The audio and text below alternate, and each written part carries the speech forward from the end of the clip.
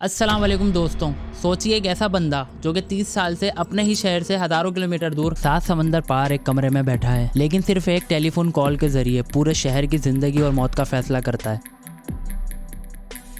ये कहानी है कैडेट की, जिसे जनरल याया खान ने मुहाजिर होने की वजह से फौज से निकाल बाहर किया था। ये कहानी है उस स्टूडेंट की जिसे जियाउल हक के दौर में परचम जलाने के जुर्म में सरे आम कोड़े लगवाए गए। ये कहानी है उस नौजवान की जो एक स्टूडेंट बुशरा जैदी के बस एक्सीडेंट के बाद एक ताकतवर लीडर बनकर उभरा।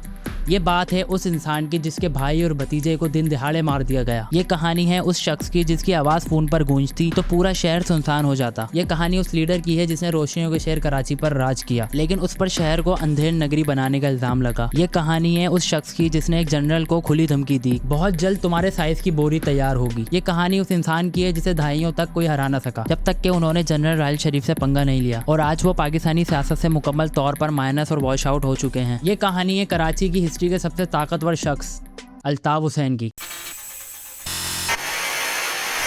मेरी आवाज आप तमाम लोगों तक साफ तरीके से पहुंच रही है। और फिर मैं कहूंगा 48 घंटे की इजाजत दिलवा दें, आप देख लीजिए कि सपोर्ट है या नहीं है।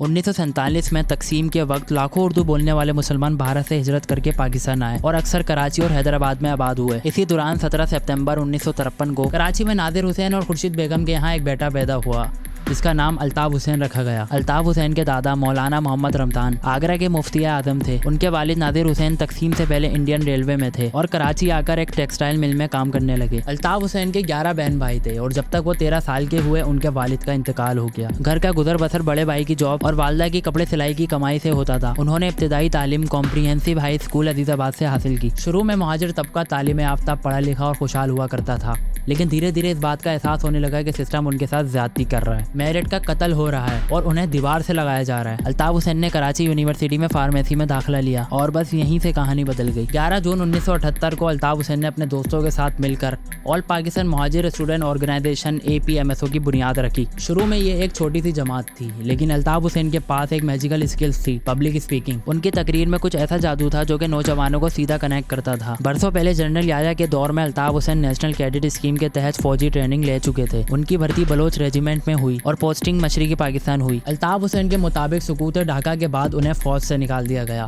सिर्फ इसलिए कि वो उर्दू स्पीकिंग मुहाजिर हैं। कहा जाता है कि एक एहतजाज में उन्होंने पाकिस्तानी परचम की बेहुरमती की और उसे जलाया, और वह दौर जनरल जियाउल हक का मार्शल लॉ का था। इस जुर्म में सरेआम अल्ताफ हुसैन को कोड़े लगाए गए। यूनिवर्सिटी से फार्मेसी करने के बाद अल्ताफ हुसैन ने 7 डे एडवेंटिस्ट हॉस्पिटल में इंटर्नशिप की और एक गैर मुल्की फार्मा कंपनी में जॉब भी की। फिर 1985 में एक ट्रेजेडी हुई। 20 साल बुशरा जैदी की एक बस एक्सीडेंट में मौत हो जाती है, जिसे मुबैना तौर पर एक पठान ड्राइवर चला रहा था। इस एक्सीडेंट ने लिसानी फसादात को जन्म दिया। कराची मैदान जंग बन गया। इस नफरत और तसादुम ने अल्ताफ हुसैन को एक ताकतवर लीडर बना दिया। उनकी पॉपुलैरिटी का यह आलम था कि एक बार जेल से रिहाई में थोड़ी देर हुई तो कारकुनान ने जेल की दीवार तक तोड़ डाली। 1986 में निश्तर पार्क में MQM यानी मुत्तहिदा कौमी मूवमेंट का तारीखी जलसा हुआ। 1987 लोकल बॉडी इलेक्शंस में MQM ने कराची और हैदराबाद में क्लीन स्वीप किया। ऐसे लोग भी जीते जिन्हें बल्दिया की बिल्डिंग का रास्ता तक नहीं पता था। 1988 के जनरल इलेक्शन में MQM कौमी असम्बली की तीसरी बड़ी ताकत बनकर उभरी। अल्ताफ हुसैन अब सियासत के किंग मेकर बन चुके थे, मगर ताकत के साथ एक खौफनाक तबाही भी आई। MQM ने पहले बेनजीर भुट्टो पाकिस्तान पीपल्स पार्टी के साथ हुकूमत बनाई, जो जल्द ही टूट गई। फिर 1990 में नवाज शरीफ के साथ अलायंस किया, लेकिन शहर में मुहाजिर, सिंधी और पठान बरादरियों के बीच खूनरेजी लड़ाई मामूल बन गई। आफाक अहमद और आमिर खान अलग हुए और MQM हकीकी बना ली। अब जंग घर के अंदर भी शुरू हो चुकी थी। 21 दिसंबर 1991 को अल्ताफ हुसैन पर कातिलाना हमला होता है और वो उसमें बच जाते हैं। 1992 में वज़ीर आज़म नवाज शरीफ के हुक्म पर आर्मी ऑपरेशन शुरू हुआ, जो अगस्त 1994 तक चला। MQM का कहना था कि यह ऑपरेशन उनकी सियासी ताकत को क्रैश करने के लिए किया जा रहा है। इस दौरान अल्ताफ हुसैन लंदन चले गए और सियासी पनाह असाइलम ले ली और बाद में उनको वहाँ की सिटीजनशिप भी मिल गई। किसी ने ये सोचा भी नहीं था कि कराची शहर का सबसे ताकतवर शख्स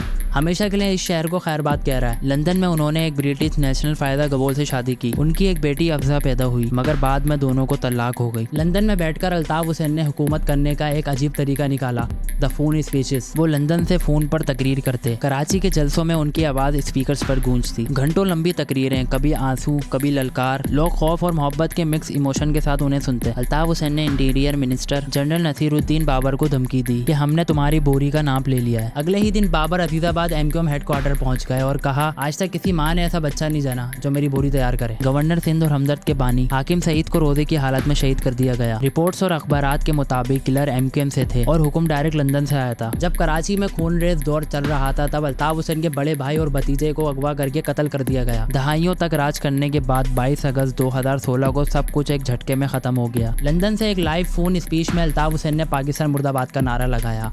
इस इश्तियाल अंगेजी तकरीर के बाद कारकुनान ने TV चैनल पर हमला किया और फिर गवर्नमेंट एक्शन में आई। MQM के कारकुनान की गिरफ्तारियां शुरू हुई। 90 MQM के हेडक्वार्टर को सील कर दिया गया। शहर भर में 100 से ज्यादा दफातर गिरा दिए गए और पाकिस्तानी मीडिया पर अल्ताफ हुसैन की तकरीर और तस्वीर पर पाबंदी लगा दी गई। अल्ताफ हुसैन को सबसे बड़ा झटका उनके अपनों ने ही दिया। पाकिस्तान में मौजूद MQM के लीडर्स ने खुद को अल्ताफ हुसैन से अलग कर लिया और कॉन्स्टिट्यूशन से उनका नाम निकाल दिया। जमात 2 हिस्सों में बढ़ गई, एक MQM लंदन तो दूसरी MQM पाकिस्तान। आज 32 साल बाद अल्ताफ हुसैन लंदन के एक छोटे से फ्लैट में जिंदगी गुजार रहे हैं। उनकी संगीन बीमारियां और हॉस्पिटलाइज होने की खबरें आती रहती हैं। जो बंदा कभी कराची के हर कोने में राज करता था, जिसकी एक आवाज में पूरा शहर बंद कर दिया जाता था, आज वो पाकिस्तानी सियासत से बिल्कुल माइनस हो चुका है। आपको क्या लगता है कि पाकिस्तानी सियासत में अल्ताफ हुसैन की वापसी होगी या नहीं? मिलते हैं नेक्स्ट वीडियो में। अल्लाह हाफिज।